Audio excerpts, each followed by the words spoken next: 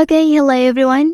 Here I want to provide tutorial on how to enable flash notification on Samsung Galaxy A55 5G device. Well, knowing how to enable flash notification on your device provides an alternative way to be alerted to incoming calls, messages, or other notifications, especially in noisy environments or situations where you might not hear traditional notification sound. And also, by activating flash notifications, your device camera flash will illuminate to visually signal incoming notifications, ensuring you're aware of them even if your device is on silent mode. So how to do that? Let's go to the tutorial. Okay, first thing first, open Settings app on your device.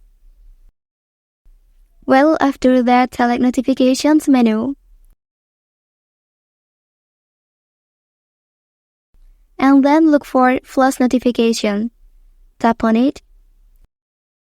Okay, so now there will be two options.